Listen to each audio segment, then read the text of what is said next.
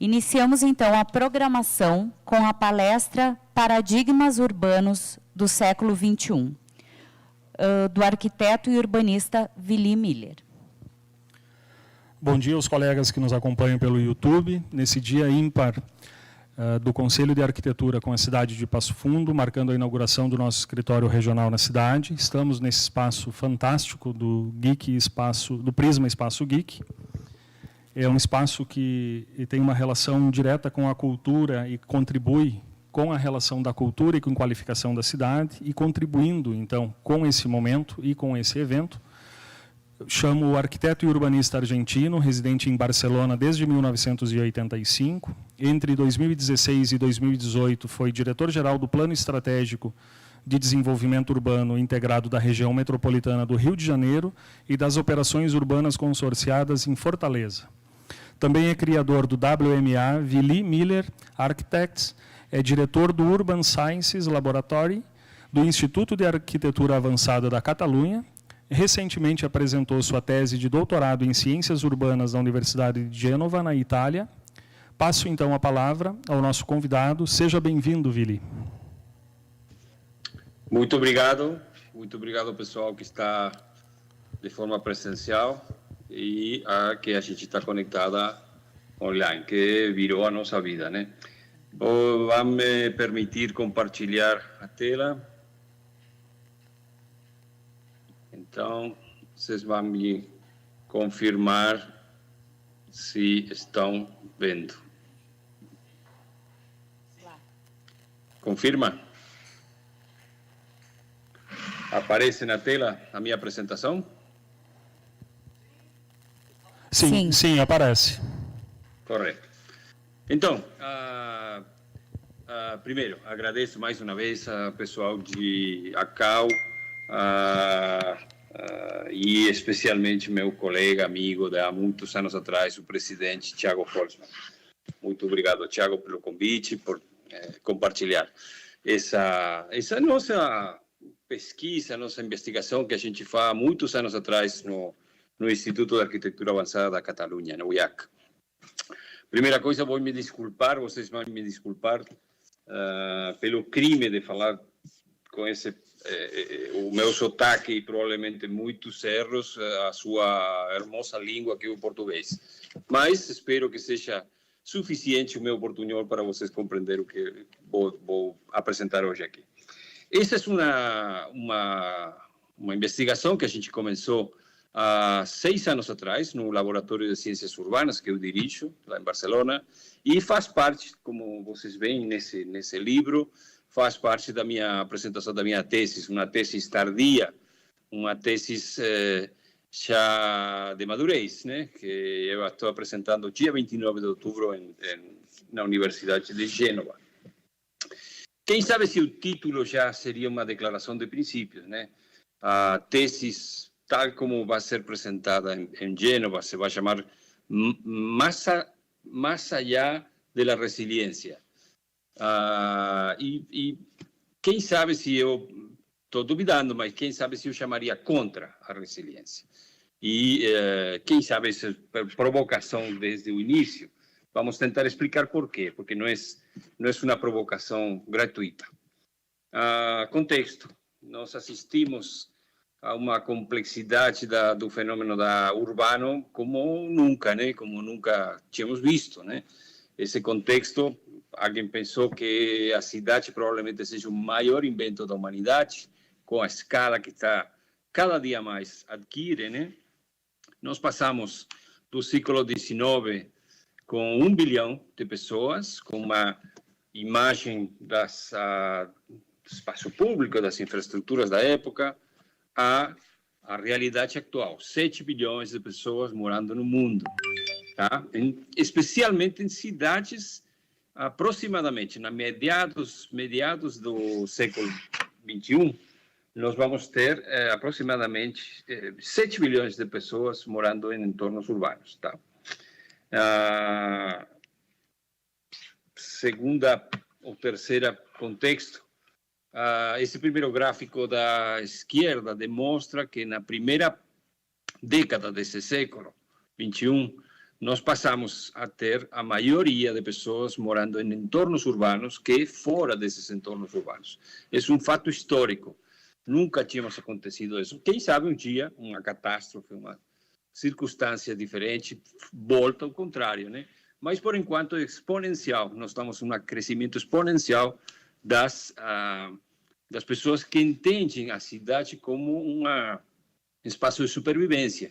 E o gráfico, o mapa da direita, está mostrando que isso não tem latitude, não tem uma condição especial. A gente mora em cidades, mesmo seja de diferentes condições sociais, sejam justas, injustas, maior grau de desenvolvimento humano, menor grau, o PIB, não tem importância. As 30 megalópolis mais importantes do mundo estão repartilhadas no mundo inteiro.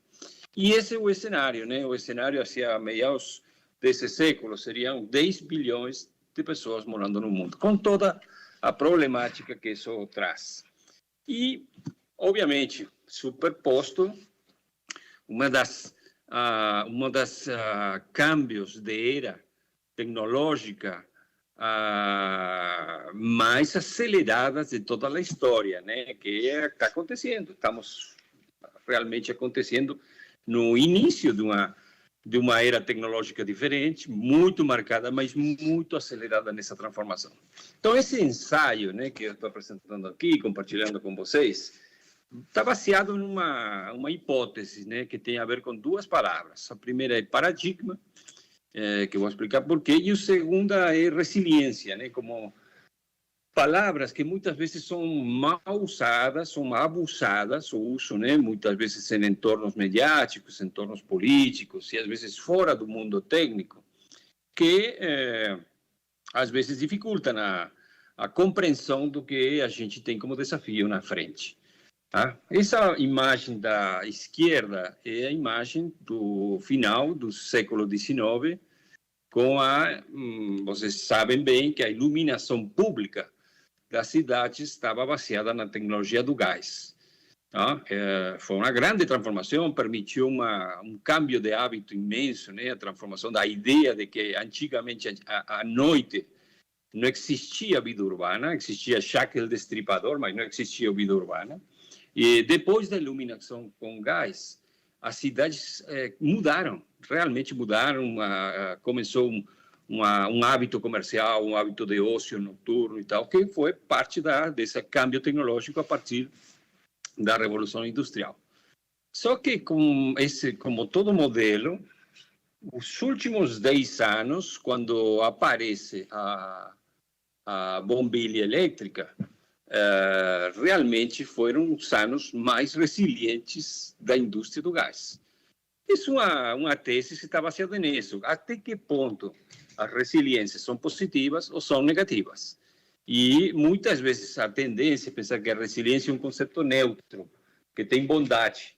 Mas a resiliência nós começamos a estudar e pesquisar que poderia ser interessante em casos de sistemas que ainda têm vigência, mas começam a ser especialmente resistentes, uma resiliência de resistência, que no momento que o modelo está ameaçado, né? A imagem da direita é mais ou menos igual, é a fabricação do gelo. O gelo, o frio como conceito, não existia antes da meados do século XIX. Não existia bebida fria, ou esse conceito de esfriar certas coisas. Claro que existiam produtos mais perecedeiros, produtos frescos, desde os romanos que se usa sal como condição, mas essa característica começou quando uma pessoa descobriu que os lagos de Boston, congelados, ele podia manufaturar, cortar em cubos e exportar. Criaram barcos, exportaram gelo, chegou no Caribe, conseguiram introduzir dentro da cultura popular o negócio do frio. Até quando? Um negócio imenso, uma infraestrutura imensa, até que a indústria do gás, que tinha perdido a batalha da iluminação, consiga tirar o calor dos objetos, né? Então, essa indústria interessante, expandida, com muitos recursos, muitas inovações, cai, colapsa. Então, isso é uma mensagem que está dentro desse escopo de investigação que a gente tem aqui e que vamos, dentro da medida dessa pequena hora que a gente vai compartilhar, vamos ver se eu consigo explicar mais ou menos os 10 itens, mais ou menos como um índice, né? Como um resumo dessa investigação. Tá? Isso já está publicado em um pequeno booklet que fizemos 2 anos atrás no IAC, 10 por 21, 10 paradigmas para o século XXI. E começaria aqui, primeiro ponto da reflexão, a ideia do colapso contra a ideia da obsolescência programada, né? Esse conceito que vem do Pininfarina, né? Muitos de vocês devem lembrar, devem conhecer. Pininfarina até hoje continua sendo um time de desenho muito interessante. Eles mexem desde cidades até objetos. Mas Sergio Pininfarina, o fundador, foi um dos primeiros que lutou contra a ideia fordista do automobilismo, não? Da indústria do automóvel. A ideia de que um carro seria para a vida inteira, né? E ele foi o primeiro que estabeleceu a ideia da obsolescência programada. E o que significa isso? Bom, que tem uma duração comercial que está ajustada muitas vezes a um sistema financeiro, a crédito, está ajustada às modas, que essas modas também vão mudando mais ou menos cada X tempo, mas interessante desde o ponto de vista industrial, que ele separou o chassis do motor da carroceria, tá?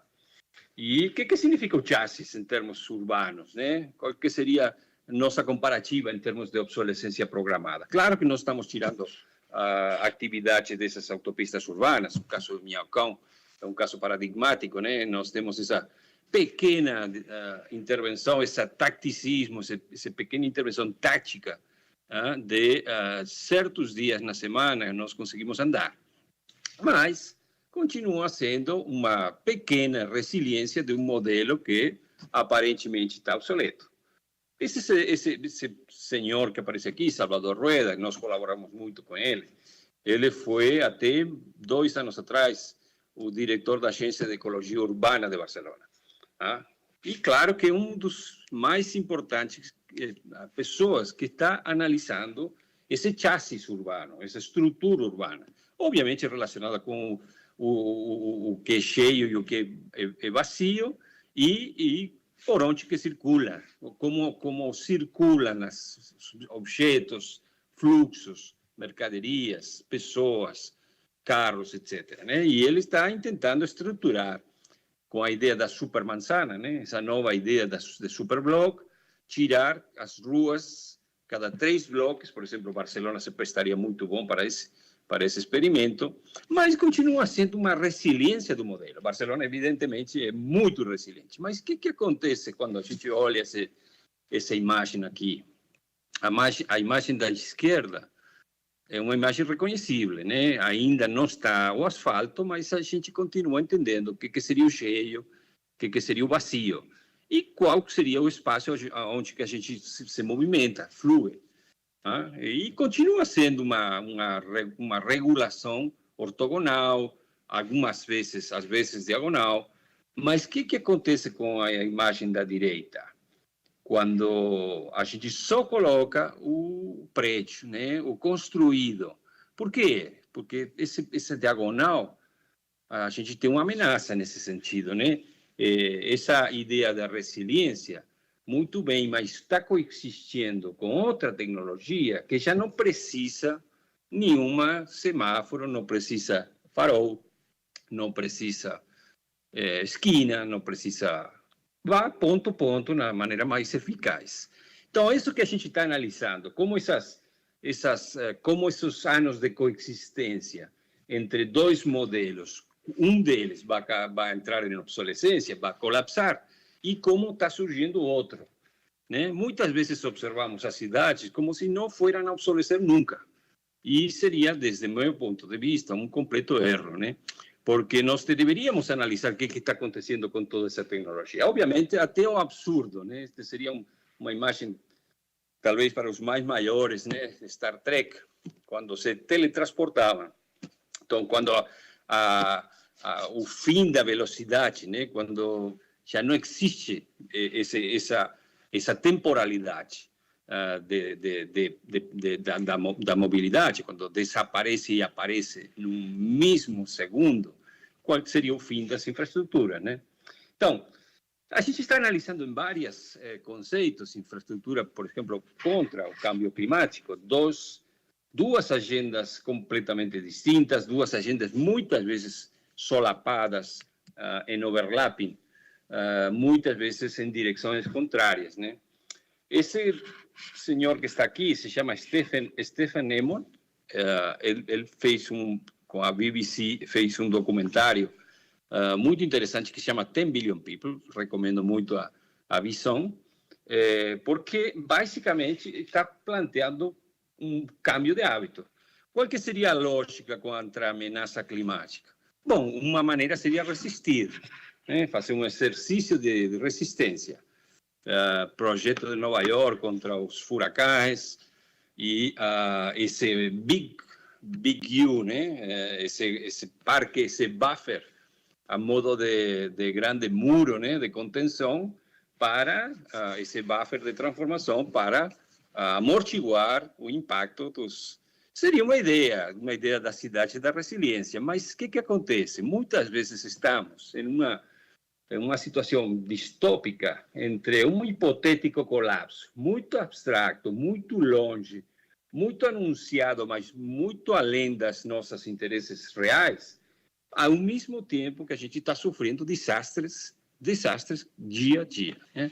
Então, essa duplicação da nossa visão do futuro tem essa situação de crise que a gente tenta analisar, né? Que seria o futuro? Trasladar as cidades litorâneas para o interior, ou construir Ícaros ao modo de Veneza, ou construir muros ao modo de Big Wall. Um terceiro capítulo deveria ser também essa circunstância excepcional que a gente está analisando com a tecnologia, né? Como está entrando essa tecnologia, o que acontece com o espaço público e o cidadão hiperconectado, né? Esse modo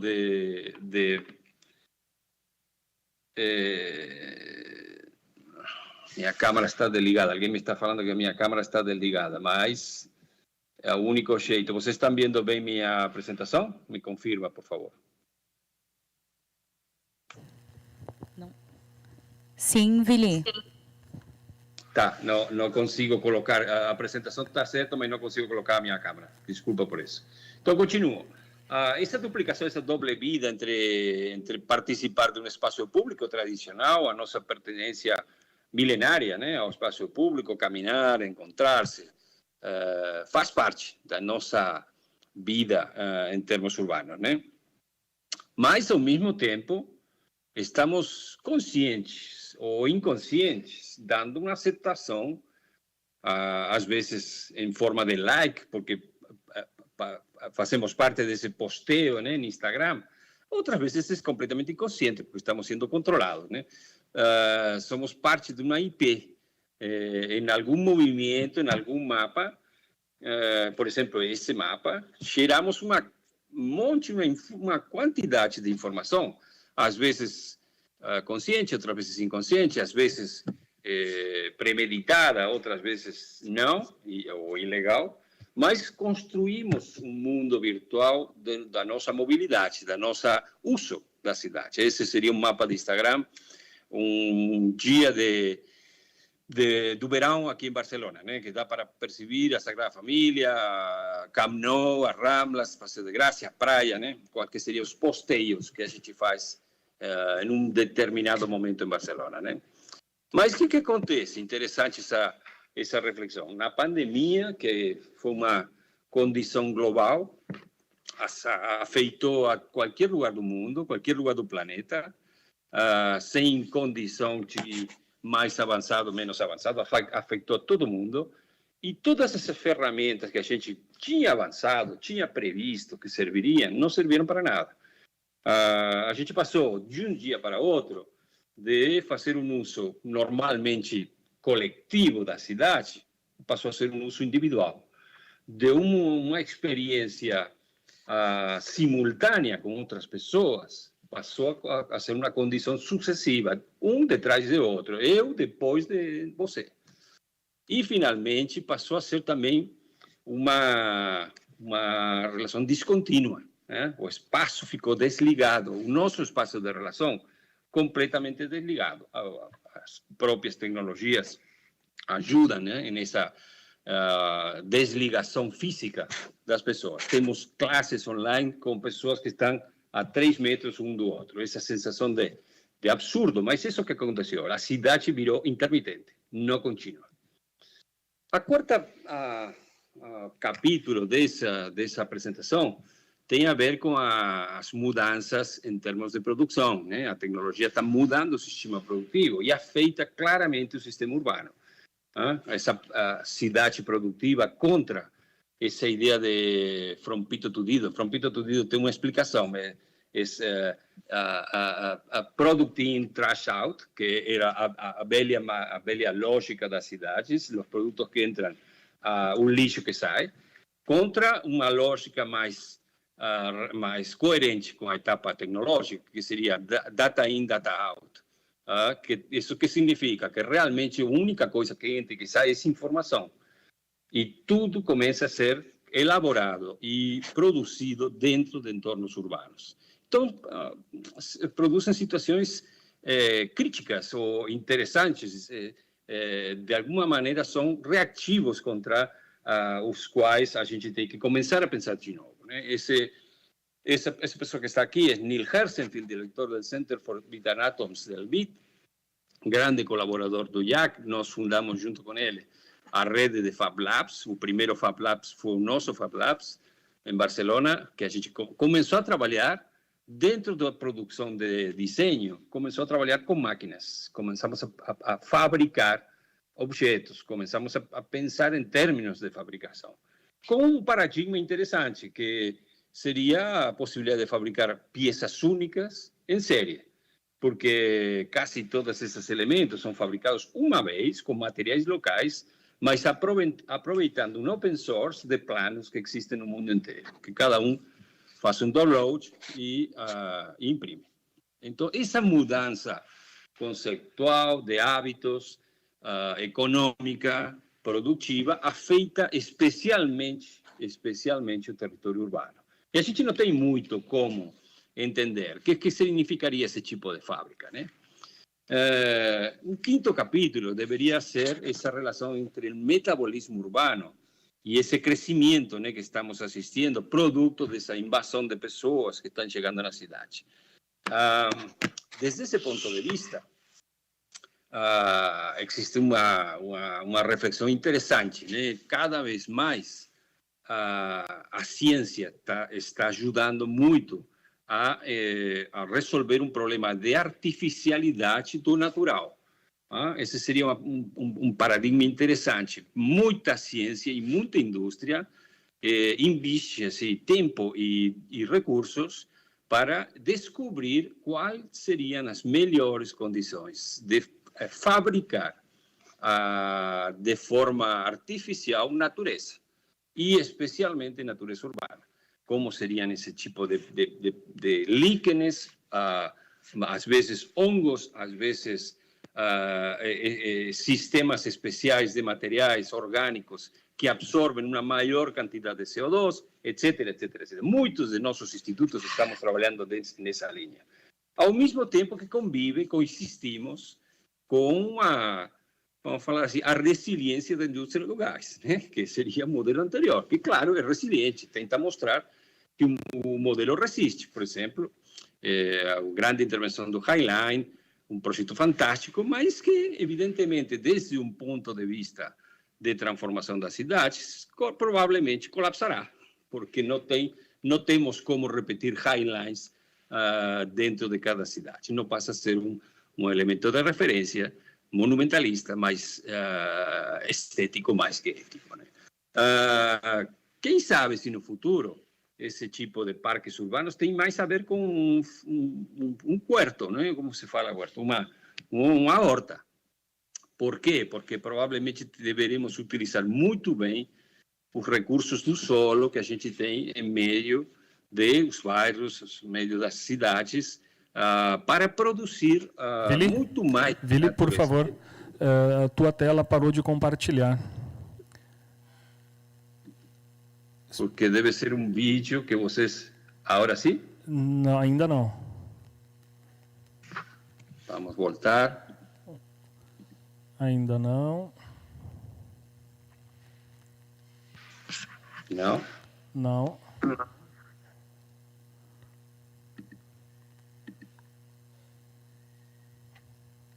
Não? Ainda não, Vili. Parou em algum momento em particular? Eu suponho que quando iniciou o vídeo. Vamos reiniciar um momento. Vou colocar minha câmera. E vamos reiniciar.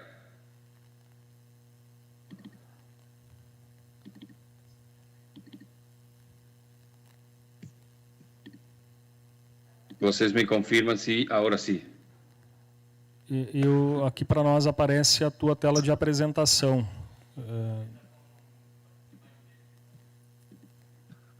Vamos. O pessoal da técnica informa que ainda estamos sem compartilhamento da tua tela. Aí sim? Agora sim. Ok. Podemos continuar. Essa já tinha visto, já tinha falado. Isso. Parou, né? Ok, vimos. Ok, agora sim? Ok. Agora sim, é um vídeo, né? Tá. Desculpa essa falha normal dentro de nossas condições tecnológicas. Sim. Tá? Essas pessoas que estão aqui são Mathis Wackernagel e William Rees. São pessoas muito importantes. O ano passado, 2 anos atrás, tive a oportunidade de convidar o Mathis para a apresentação do nosso bachelor em Urban Science, em Barcelona. Mas são importantes porque objetivaram essa falha, né? Essa ação humana no território não tinha como validar, né? Nós sabíamos que existia uma coisa doente, sabíamos que não estava sendo certa a nossa actuação, mas não tinha nada objetivo, né? E essa ideia da pegada ecológica realmente foi um avanço extraordinário. A gente não percebe, mas, por exemplo, na Europa, que discutimos todo esse verão o custo da eletricidade, não sabe a maioria que uma parte importante desses custos desse megabyte são os bônus que as companhias têm que pagar, o que chamam os bônus verde, que têm que pagar para compensar a extração de energia a partir da época anterior, né? Então, interessante porque, desde um ponto de vista que tem a ver com a ecologia, tem a ver com a pegada ecológica, esse mapa está demonstrando, é uma pesquisa que a gente começou aqui no IAC, para investigar a procedência dos produtos que faziam parte da comida no aeroporto de Newark, do lado de Nova York, o maior aeroporto da região metropolitana de Nova York. Desde um ponto de vista dos recursos naturais, assim como fosse carne, vegetais, chegavam de mais ou menos o interior dos Estados Unidos. Mas olha as linhas azuis. Esse pescado e peixe, esse peixe está chegando de diferentes pontos da África, inclusive da Índia, diferentes de parte da Europa, de Sudamérica, mas viajam 10.000 quilômetros para chegar em Newark, para ser processados, para realmente voltar, porque normalmente quem mais consome pescado nos aviões são os asiáticos, né? Então, a gente considerou que esse peixe deveria ser um passageiro frequente, né? Deveria ter uma milhagem, né? Uma tarjeta de milhagem. Quem que paga esse custo? Realmente nenhum de nós. Quem vai pagar esse custo em termos ecológicos vão ser 2 ou 3 gerações na frente. Então, esse tipo de análises são quando nós estamos convivendo um modelo anterior, convivendo com uma percepção de que o modelo vai fracassar e vai colapsar. Já temos uma ideia, mas essa ideia de fabricação de alimentos sem luz natural, a ideia dos supermercados que o Carlos Ratti apresenta. Temos, vamos falar assim, esses 10 últimos anos da indústria do gás, que eu vou repetir muitas vezes, nós temos resiliência. O modelo resiste e é resiliente, mas nós temos que analisar qual que seria o ponto de colapso de cada um desses itens que estamos estudando aqui. Uma outra situação interessante seria essa discussão entre uma hiperregião e uma slow cities.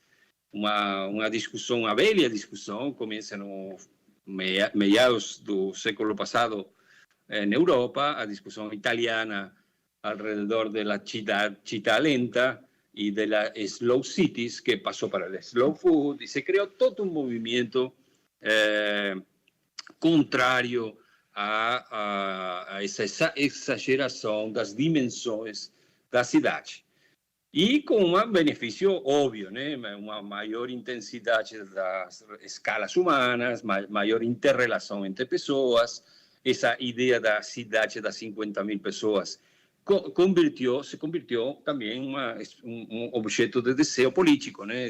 Todo mundo, no final, tem mesmo que tenha uma cidade de 2 milhões, prefere pensar que tem vários bairros de 50.000. E esse conceito avançou muito e foi muito bem sucedido em muitas regiões, muitas cidades.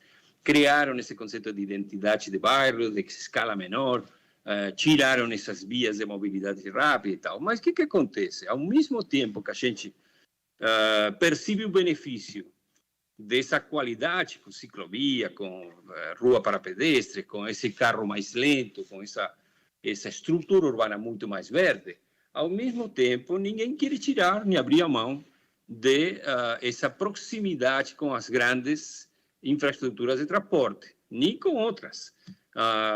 Congonhas seria um exemplo maldito, né? Seria um exemplo dos mais críticos, né? Provavelmente Congonhas, com já um historial imenso de acidentes, com um entorno altamente denso ao redor do aeroporto. Mas quem que tira essa ideia dessa bipolaridade em termos de desejo, né?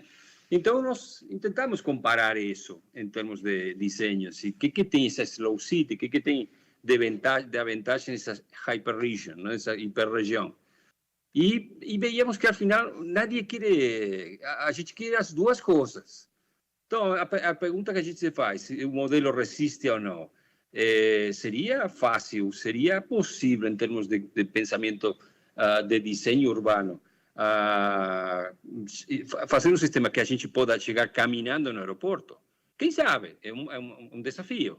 Mas quais seriam as perguntas que a gente deveria fazer em termos desses novos modelos urbanos que estão por acontecer, vendo que esse modelo anterior, em algum ponto, em algum layer, em algum nível, vai fracassar ou vai colapsar?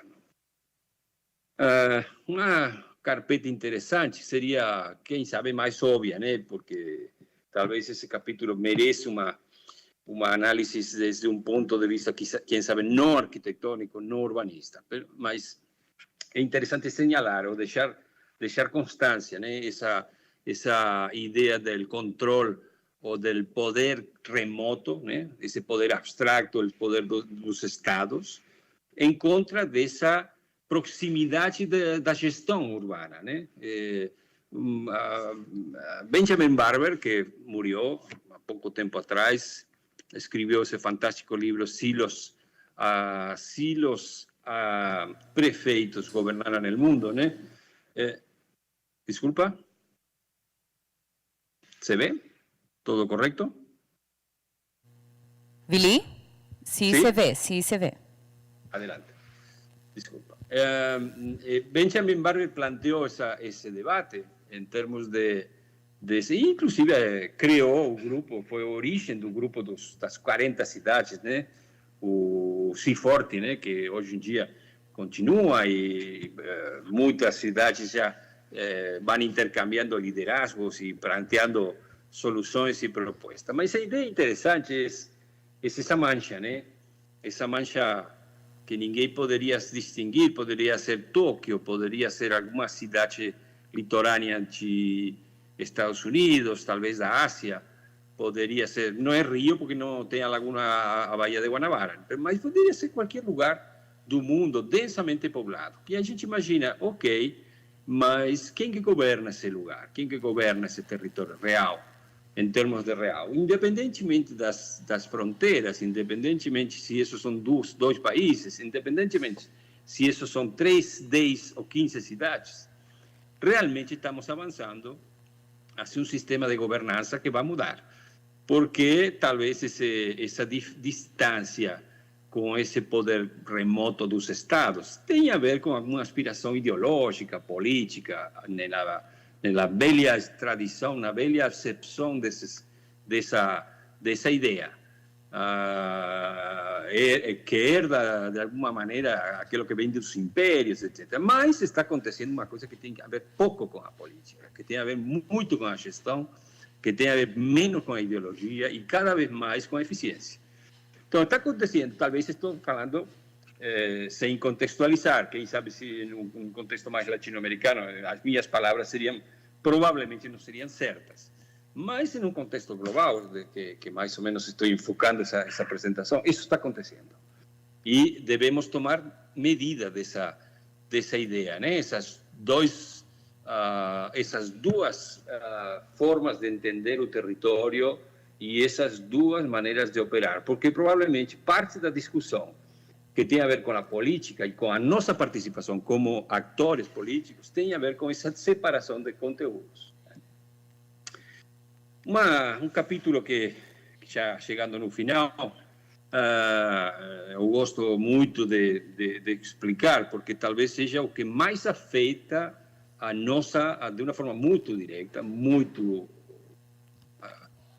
direta mesmo, a nossa atividade como urbanistas, né? Nós baseamos na história do urbanismo, baseamos o nosso conhecimento numa ideia industrial, a ideia de estoque, né?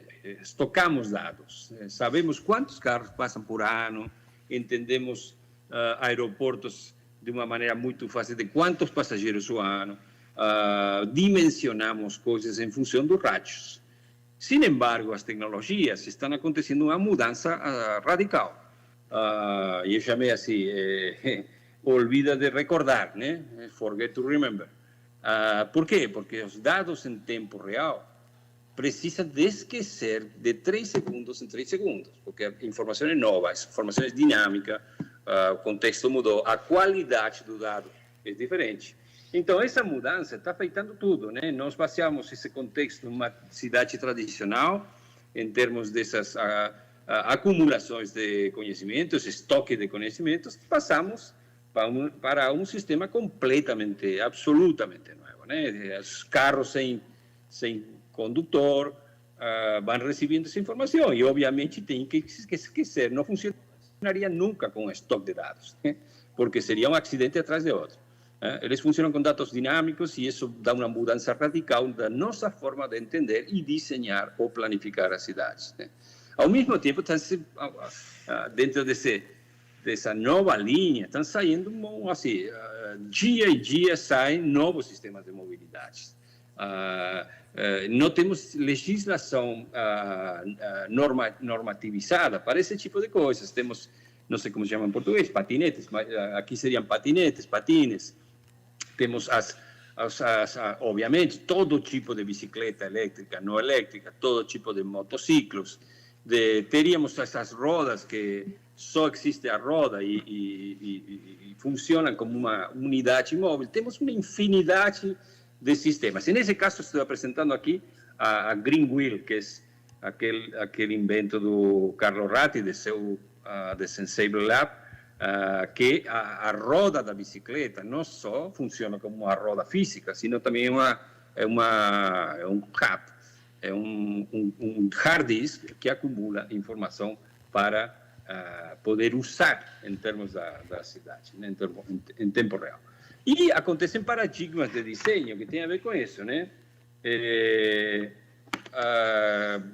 Semáforo, farol, em português, tem 150 anos, exatamente a idade do ferrocarril. E do outro lado é um veículo que aparentemente, pela fotografia, seria um veículo sem condutor. Mas acontecem coisas assim de desenho impressionante, porque provavelmente para que vamos necessitar um farol se o carro sabe perfeitamente aonde que ele está? E para que vamos necessitar um volante no meio do carro se a gente não vai dirigir com ele, né? Então, todas essas mudanças conceituais, desde os objetos hasta os, estou falando assim em termos de chassis, né? Da própria, falando em termos de carroceria, motor e chassis, tudo deveria ser repensado. E quem sabe estamos assistindo a uma época que passamos de pensar em termos urbanos, de urbanismo como ciência do urbano, a ideia de urbanética, ¿eh? A ideia de urbiótica, ou de alguma forma que, assim mesmo como a domótica, mexe com tudo que tem a ver com a escala da arquitetura, a urbanética ou urbiótica, seria todo aquilo que está acontecendo dentro dessa era digital com as mudanças urbanas.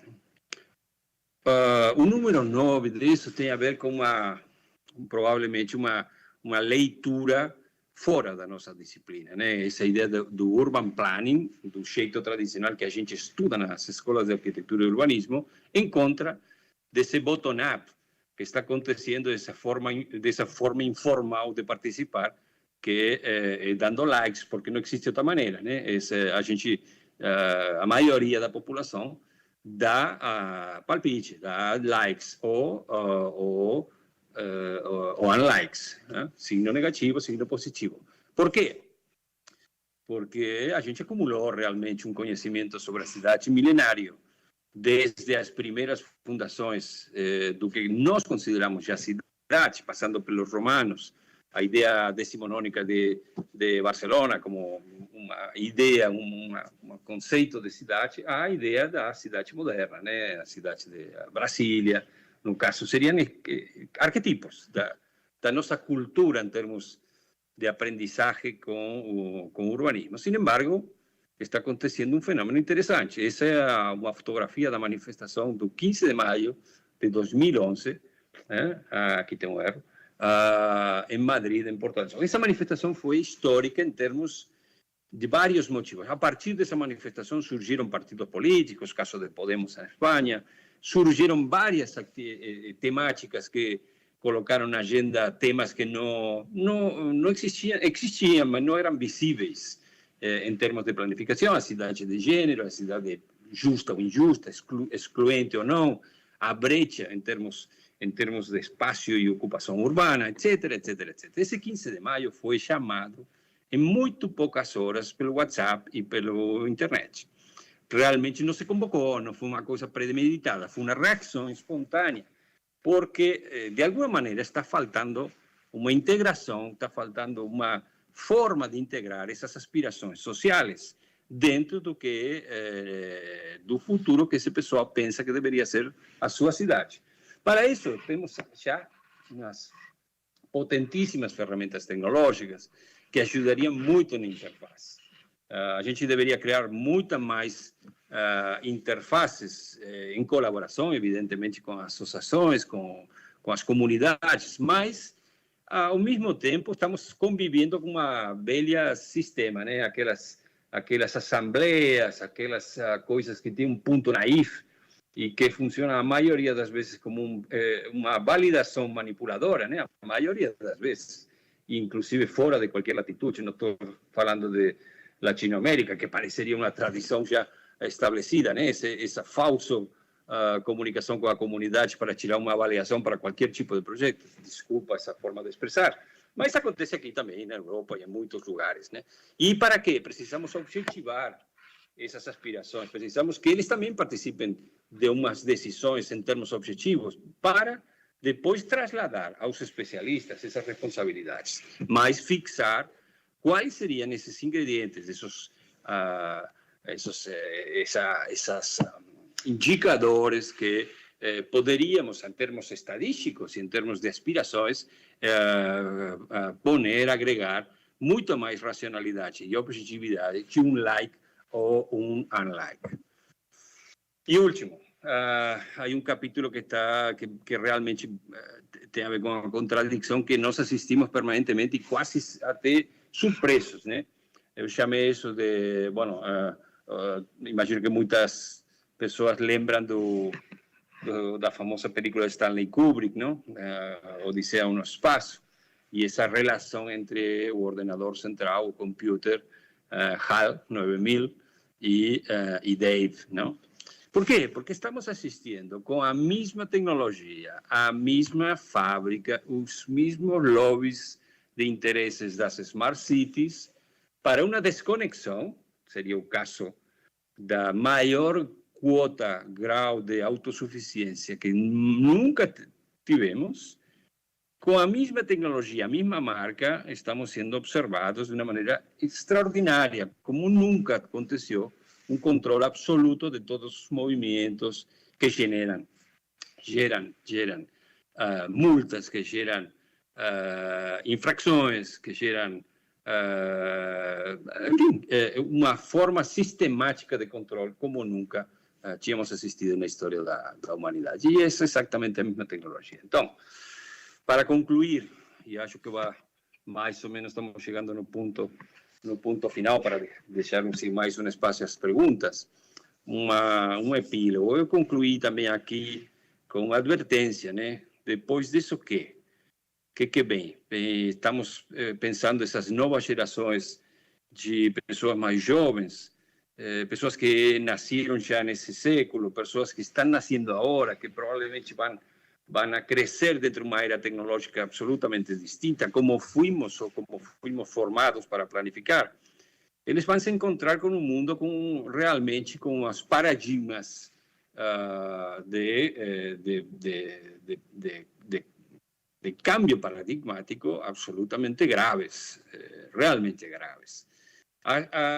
Por enquanto estamos solapando, estamos conviviendo situaciones resilientes de modelos anteriores que probablemente muchos de ellos van a colapsar con nuevas aspiraciones que ainda no están, no formalizaron, no cristalizaron, no se convirtieron en el modelo alternativo. Mas estamos en esa etapa de convivencia. Vivimos en esos, que eu falei já, os 10 anos de convivência entre o invento da bombilha elétrica e as últimas invenções da indústria do gás. Estamos convivendo nessa etapa. Então, que aspiramos? A umas revoluções. Quem sabe, não me estou referindo a revoluções clássicas do século XX, revoluções de alto conteúdo político. Estou pensando em revoluções silenciosas, revoluções que alguém faz um like num lugar do mundo e esse é repetido tantas vezes que vira um movimento viral, realmente, en el que serían capaces de cambios de hábitos, cambios de circunstancias, modificações de atitudes realmente muito mais profundas e que provavelmente nós temos que ter umas soluções, temos que ter visão de futuro como para não ficar absolutamente desprotegidos desde um ponto de vista intelectual, profissional, acadêmico, em todo esse tipo de circunstâncias. E como conclusão final, eu gostaria de acabar com essa frase, né, que é uma frase que eu achei super legal. Traduz para português porque pensei que gostaria. Tudo o que o tornou bem sucedido no passado, não fará no futuro. Não o fará no futuro.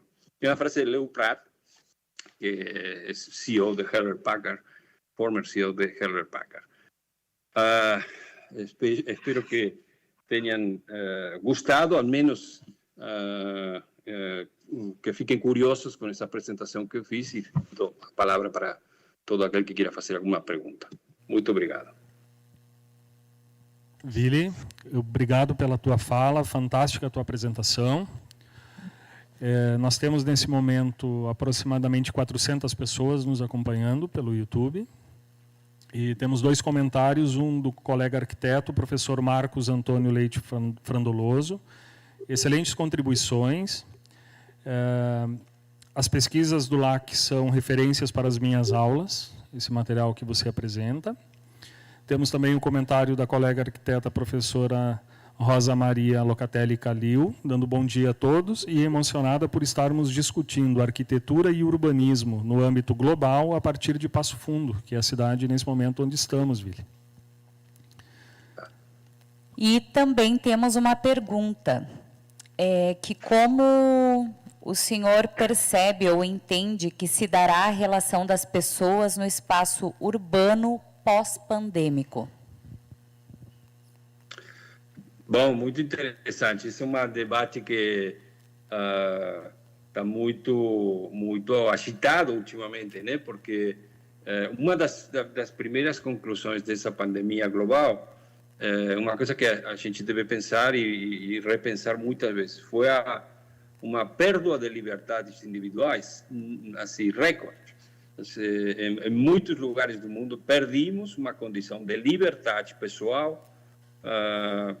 Alguém poderia falar se algumas dessas perdas de liberdades poderiam haver-se evitado, outros podiam considerar que não, mas o interessante não seria tanto essa discussão política, senão para mim, no meu ponto de vista, como as cidades, tendo ferramentas digitais de uso do espaço público, em termos de uso individual, uso coletivo, movimentos, horários, hábitos, etc., não usaram nem as cidades mais avançadas do planeta, nem Nova York, nem Hong Kong, nem Barcelona, nem nenhum outro lugar, usaram nenhuma dessas ferramentas para ordenar uma circunstância que era realmente de colapso. E uma das primeiras conclusões que fico preocupado em duas perspectivas. A primeira, bom, seria, eu acho que no fim da pandemia a gente vai recuperar mais ou menos o que a gente tinha antes. Não tenho a menor dúvida. Mas ficou demonstrado a incapacidade das cidades de fazer gestão de um monte de dados que a gente oferece, que regala, vamos falar assim, para o setor público e às vezes o setor privado, que não estão sendo usadas de um modo inteligente, de um modo eficaz, eficiente. E isso seria a primeira preocupação para mim, desde o ponto de vista como urbanista, né? Perfeito, Vili. Temos mais um comentário do colega Ricardo Paveglio Sommer. Que reflexão instigante que nos faz repensar as cidades, o quanto estamos usando destes mecanismos para colocar nas nossas vivências. Realmente isso nos deixa pensando, né? O quanto esses dados e essa experiência de cidade vem a somar com essa ânsia que a gente tem de espaços mais homogêneos, mais qualificados, né? Que venham a refletir em qualidade de vida. E eu acho que também nos faz pensar a cidade não apenas como grandes praças ou grandes parques, mas e sim, por exemplo, Barcelona, que tem uma cidade incrível, mas tem as superquadras com os miolos, né? E o que fazer com esses miolos?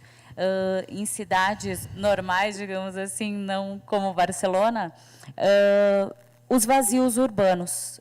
O que fazer deles? Não poderiam, a gente não poderia se apropriar disso e criar mini praças, principalmente pensando na questão da pandemia, e ter a sua própria horta, ter o seu vizinho como um cuidador desse espaço, né, apadrinhar esses espaços, e as pessoas estão pensando nisso, como elas aceitariam isso, a questão da resiliência? Será que estariam... a aceitação dessa mudança, como seria, né? Bom, são várias perguntas. Começaria por uma preocupação pessoal. Uma das preocupações pessoais aqui no Laboratório de Ciências Urbanas, que dirijo aqui no IAC, foi analisar uso dessas duas palavras, né? Paradigma e resiliência, né? E, bom, uma das primeiras conclusões que, analisando a palavra paradigma, que é usada, muitas vezes abusada, em termos de uso popular da acepção, o paradigma foi uma análise que vem do mundo científico, né? O Thomas Kuhn, que é filósofo científico, que propõe esse conceito do câmbio paradigmático. E o que significa esse câmbio paradigmático? Basicamente, no modelo científico, significa que em um modelo começam a existir acidentes. Sempre existe, mas chega uma hora que os acidentes, as anomalias desse modelo são tão recorrentes, têm tal frequência cada vez mais curta de de fenomenologia que acontecem com uma frequência cada vez maior, que fazem que o próprio modelo não tem capacidade de analisar esses próprios acidentes que o modelo tem. A isso, o Thomas Kuhn chama de câmbio paradigmático. Nós deveríamos utilizar alguma visão mais científica sobre esse conceito, porque senão vira um conceito muito plano, né? Esse paradigma quase que seria qualquer coisa. A mesma coisa acontece com resiliência, né? Às vezes, muitas vezes a gente fica pensando se essa palavra está sendo usada em termos de resistência do modelo ou realmente está sendo planteada em termos de resiliência desse modelo. E, evidentemente, a resiliência, como expliquei nesses dois exemplos, mas temos muitos mais, que interessante seria que esses 10 capítulos que eu apresentei, que poderiam ser 100, a gente começar a estabelecer ciência, começar a estabelecer os gráficos desses pontos de colapso, em que momento o sistema é resiliente e em que momento já aparece um modelo diferente que ameaça esse modelo e cai, colapsa, por mais resiliência que tenha. Então, em muitas coisas que acontecem na vida urbana, a gente pensa que as cidades são milenárias, muitas vezes. A gente pensa que essa cidade não vai se mover nunca. Mas podemos olhar na história do urbanismo cidades abandonadas, cidades que não prosperaram, cidades que colapsaram, impérios que colapsaram. E deveríamos ter, ao menos, uma preocupação científica de estabelecer por quê. Por que essa resiliência vai manter esse modelo vivo ou se essa resiliência está sendo já de caráter negativo e nós temos que pensar um modelo diferente. Nesse sentido, não sei se contestei, estou dando uma reflexão muito mais geral. Voltando com mais detalhe no foco que vocês colocaram sobre a pandemia e as possibilidades, olha, aqui muitas vezes nós discutimos de forma incluso apaixonada sobre urbanismo tático, urbanismo estratégico, né? Como se fosse uma dicotomia, como se formaram parte de duas coisas diferentes, quando em realidade todo mundo sabe que são parte de lo mesmo, né? A tática não significa mais que uma forma específica de desenvolver uma estratégia. E, às vezes, a estratégia não significa fazer tudo o que a gente tem pensado de golpe. A gente vai taticamente avançando em umas batalhas, pensando em uma guerra maior. Então, esse tacticismo que podia ser o uso de determinados espaços urbanos, muitas vezes sem uso, muitas vezes seria interessante, seria muito lógico, né? Que somaria? Somaria a ideia de que muitos desses espaços são usados não fisicamente, são usados de uma forma tecnológica, existem nas redes, existe a percepção e seria interessante essa superposição de informação que, em parte, em interface com as comunidades, começar a elaborar outro tipo de planificação para as cidades. Não tenho, lamento falar que não sou uma pessoa optimista com esse sistema. Realmente não tenho um optimismo sobre a cidade em termos tradicionais. Eu acho que estamos na porta de uma tremenda transformação em termos de hábito, uso e desenho urbano. Nesse sentido, Vili, o que temos como positivo é que nunca tivemos tanta capacidade de coleta e tratamento de dados, né, que podem nos dar algum tipo de subsídio nesse... Sem dúvida. É uma das coisas que mais chama a atenção, porque é imensa a acumulação de dados dinâmicos, é imensa o tratamento e gestão desses dados, é imensa o aceito que qualquer de nós dá num dia, 100, 200 transferências de dados que eu estou aceitando dia a dia para tudo isso. Então, é surpreendente também, por um lado, a capacidade que a sociedade tem de gerar esses dados e a incapacidade que tem a gestão pública disso, de fazer um uso mais racional e interessante, sem perda de liberdades individuais do uso do espaço público. Sim, de forma mais objetiva, né? Nós temos uma pergunta também, Vili, que tem a ver com a tua percepção, vou repetir as tuas palavras, não tão otimistas, então, quanto a cidade, que se refere quanto aos espaços públicos livres. Praças, parques, eles resistirão ou também colapsarão? Vão modificar-se sensivelmente? Nós teremos algo como um metabolismo urbano acontecendo com relação a esses espaços? Bom, quando eu falo desse tipo de colapso, não estou falando de um colapso em particular. Em realidade, todos sabemos que a inércia que as cidades têm, muito mais no contexto que eu moro aqui na Europa, que são cidades milenárias, sou consciente que tem uma inércia favorável a manter esse sistema até o fim. Então, não estou falando de um colapso específico. O sistema de espaços públicos em si, per se, não vai colapsar.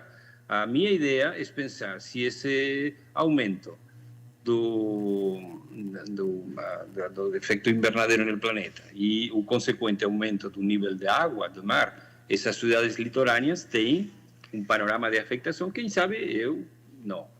A minha geração da minha filha também não. Os filhos da minha filha também não. Mas existe, vai acontecer. Essa agenda está acontecendo.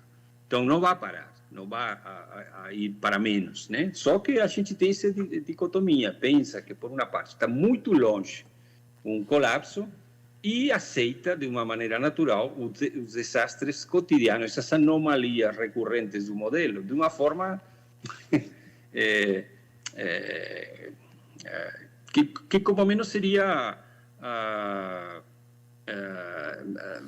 não madura, né? Eu acho que nossa responsabilidade como profissionais do desenho urbano, como gente que se prepara para modificar, para planificar, para ajudar nessa planificação, nós, por menos, devemos ter uma parte da nossa vida pensando num outro modelo, pensando na prospecção de modelos diferentes, pensando nesse ponto de colapso, qual que seria a alternativa, né? A gente vai construir muros, vamos a construir muros para proteger-nos da inclemência da subida do mar, ou a gente vai se retirar para o interior. É um ponto dramático, não vai acontecer em 4, 5 gerações. Quantas gerações tem um século? 4, 5, quem sabe se acontecem dentro desse século, mas pode acontecer, ou vai acontecer. Eu acredito que podemos complementar, então, esse questionamento com uma pergunta do presidente Thiago. Há atividades que colapsarão com a pandemia, a educação e o transporte de massa, por exemplo? Há caminho de volta ou a nova realidade nos impõe a construção de novas alternativas, formas de morar na cidade e na casa? Certo, muito boa questão. Desde meu ponto de vista, eu pensaria primeiro que a pandemia, em termos de fato histórico, foi impactante, foi global, mas é curta em termos não é uma Segunda Guerra Mundial, não durou 5 anos foi curta em termos, está sendo curta em termos e, portanto, a maior tendência é pensar que se introduz uma série de comportamentos, de novos hábitos, que muitos deles não vão voltar para trás. Essa comunicação que a gente está tendo em online vai ser recorrente. A gente vai deixar de viajar, deixar de pegar aviões sem sentido, um gasto imenso de energia para se movimentar, para chegar em um lugar. Vai ser muito mais pontual e a gente mudará uma parte da sua vida. As casas, por consequência, vão ter que se adaptar a essa modificação. Parte da nossa vida diária hoje acontece em casa. Muitas dessas casas não estão preparadas, nem de perto, para aceitar que 1, 2 ou 3 pessoas estejam, não sendo nem sempre trabalhando, estejam em interação, em conectividade com outras, não só desde um ponto de vista de mancança de carências tecnológicas, que já seria um primeiro nível, todo mundo tem computador, não. Então já seria um primeiro nível, mas todo mundo tem um espaço na casa para se comunicar bem. No caso meu, que estou numa oficina, num escritório fechado, com condições acústicas, com boa conectividade. Isso vai acontecer. Uma das interessantes coisas que aconteceram na pandemia, por exemplo, em Barcelona, houve 2 itens que despontaram, que foi assim, chamativo, né?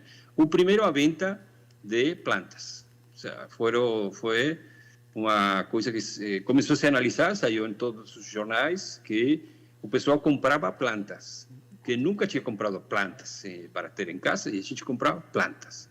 Mas quem tem uma varanda, quem não tem varanda, compravam plantas. Foi disparado a venda de plantas em Barcelona nessa época. E o segundo, mascotas. Como se chama mascotas em português? Animaizinhos de estimação. Exatamente, né? Os cachorrinhos, gatos. Foi disparado, né? Bom, interessante, não é? Porque seria uns óculos com que estudar essa realidade da pandemia. O que se vai quedar, o que não vai quedar. Eu acho que vai mudar uns hábitos. Ficou como uma acelerada. Em muitos itens ficou como uma acelerada, na direção que a gente já ia, mas com uma velocidade muito maior. A gente já sabia que estava conectada em Zoom ou Skype, mas de uma acelerada. Não foi uma crise em termos totais. O uso do espaço público, da mobilidade, eu acho que sim, que voltará mais ou menos na normalidade, mas haverá gente que já não vai todo dia ao trabalho. Então, isso, claro que vai modificar, evidentemente. Eu penso mais que vai haver um cambio de hábito durante um tempo. Vamos ver, porque não podemos saber, vamos ver se esse cambio de hábito gera alguma consequência maior em termos de decisões de infraestrutura ou simplesmente queda um câmbio e volta a se adaptar e outra vez volta na realidade que nós tínhamos pré-pandemia. Vili, sabemos da tua dificuldade de agenda, nós temos 10 minutos ainda. Eu vou complementar a fala nesse sentido todo do que tu comentou. De maneira geral, nos demos conta do quão incompletos são os nossos espaços de morar, né? Quando a gente passou a ficar mais tempo dentro desses espaços. E aí abre, então,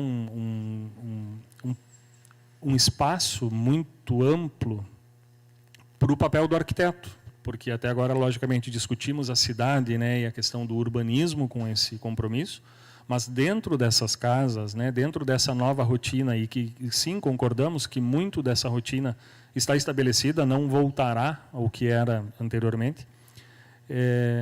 Como é que você vê a figura do arquiteto nesse contexto?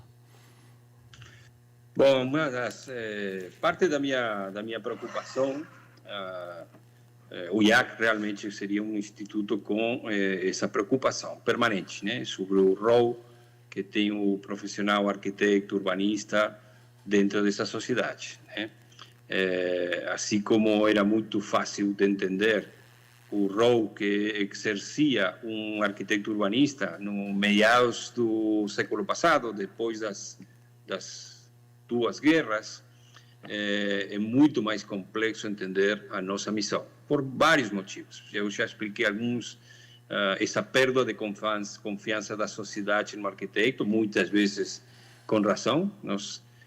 Aconteceram épocas passadas da história da arquitetura e, sobretudo, da escala da arquitetura, baseadas em caprichos, baseadas em ineficiências, baseadas em uma superficialidade estética e muita pouca ética atrás. E muitos de nós, muita da parte da nossa profissão, continuam ainda tendo que fazer algum tipo de meia-culpa, né? Então, eu acho que uma parte, esse novo século, essas 2 décadas que a gente já está avançando, nós conseguimos transformar essa visão em uma voltar a colocar a profissão no centro do debate, mas com uma consequência. Já não estamos sozinhos como 40, 50 anos atrás. Nós chegamos com a palavra urbanismo, que é a ciência que define a condição urbana. Disso nós sabemos, mas nas mesas se fala de cidade. E cidade é cidade ecológica, e falam os ecologistas, cidade da saúde, a saúde urbana, e falam os que chegam de medicina, e o que falam desde o ponto de vista social, o tecnológico, econômico, industrial, etc, etc. Essa interdisciplinaridade, nós temos que nos acostumbrar, mesmo que pareça que funciona, realmente estamos sendo educados em centros educativos, continuando com a ideia de que somos o principal elemento desenhador dessa realidade física, quando realmente o mundo físico ha perdido, ou ha pelo menos equiparado com outros layers que funcionam tanto mais que o mundo físico, né?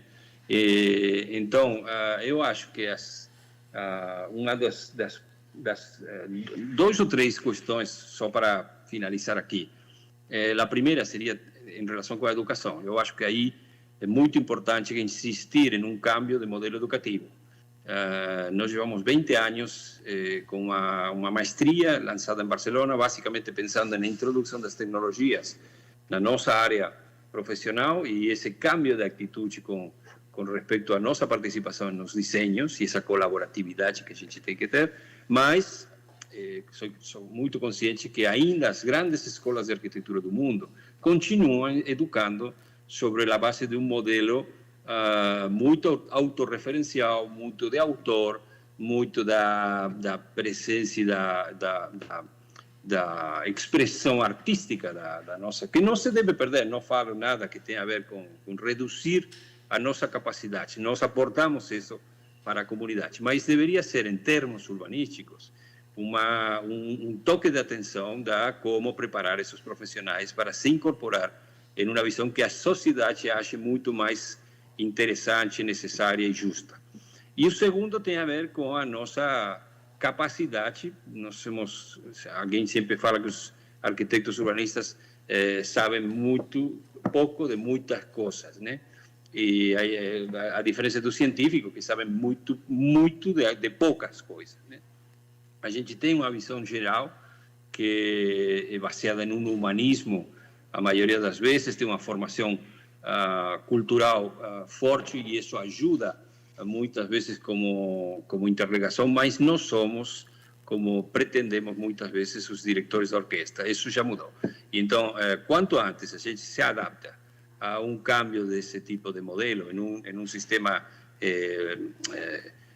um novo rol que o arquiteto urbanista precisa, eu acho que seria muito mais interessante, não só para nós, sino também para a sociedade inteira.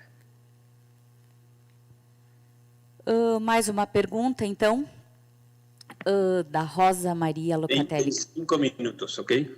Ok. Como você considera que, com base nos avanços tecnológicos, a governança local pode atender melhor às demandas desta nova era pós-pandemia nas cidades? Cidade pequena, média e as grandes metrópoles. Sem dúvida.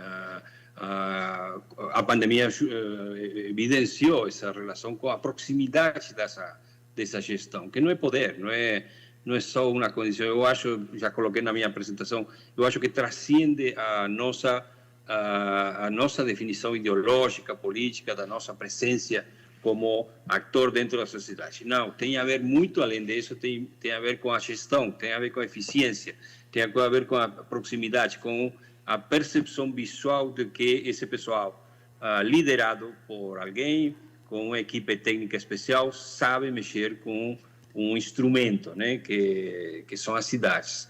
O meu amigo caro Jaime Lerner, ele falava sempre dessa ideia do instrumento, né? E falava 2 coisas. A primeira, não só é necessário você aprender a tocar esse instrumento, sacar uma música desse instrumento. Isso já seria o máximo.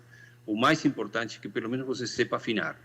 E então me quedaria com essa definição, porque provavelmente por aí, nesse tipo de proximidade, seja uma coisa muito mais interessante para nós como usuários da cidade, como cidadãos.